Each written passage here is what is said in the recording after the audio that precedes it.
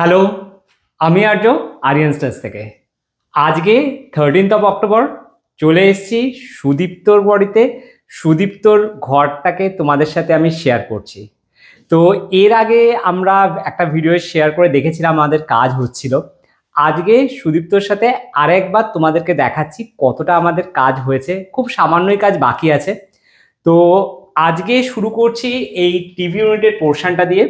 TV ইউনিটের উপরে spotlight তো থাকছেই, এবং এখানে আছে গোল্ডেন বিট, আর আছে হ্যান্ডলেস।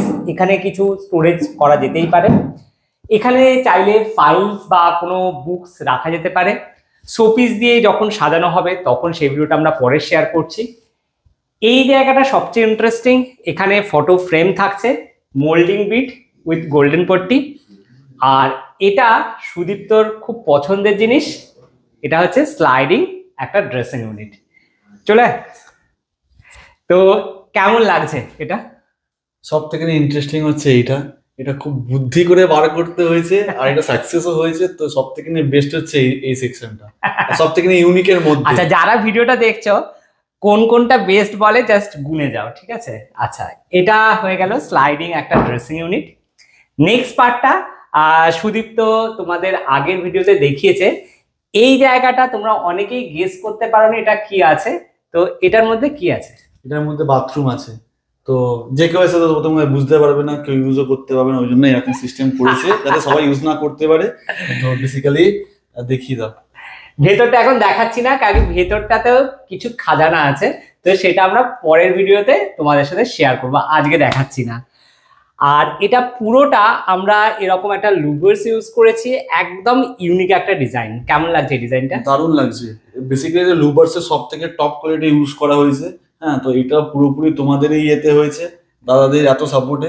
টপ পার্সনের জন্য তো অবশ্যই টপ জিনিস ইউজ করতে হবে। আচ্ছা, এবার চলে যাচ্ছি এই সুন্দর ওয়ার্ড্রপটা।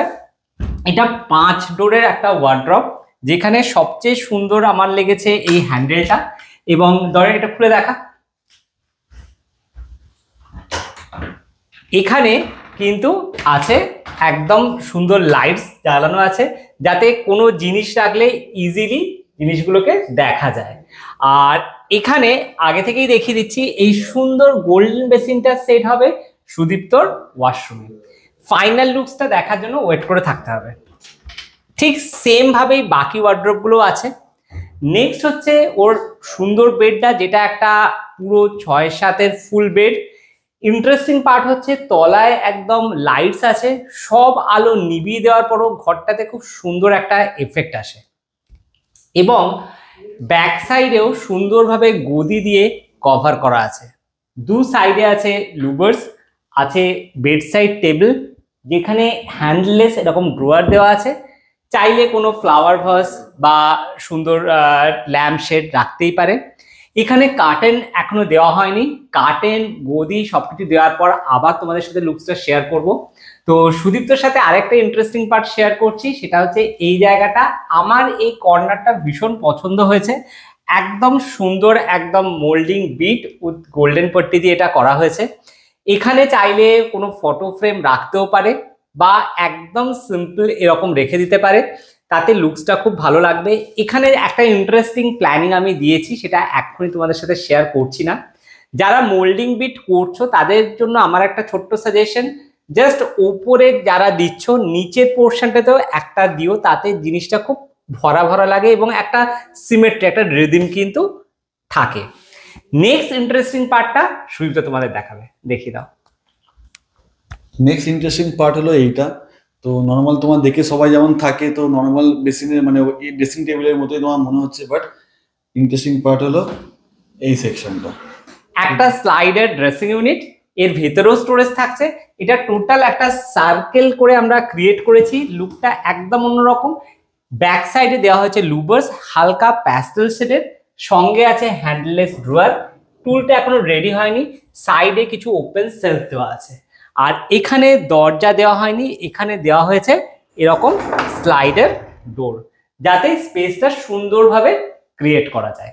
তো এইটা আমাদের ওভারঅল ডিজাইনটা। আজকে বলতে পারি হয়তো 2 to 3% কাজ এখনো বাকি আছে। তো সুদীপ্তর সাথে সুদীপ্তর মুখে শুনে নেব ওর স্মার্ট রুম কেমন লাগছে?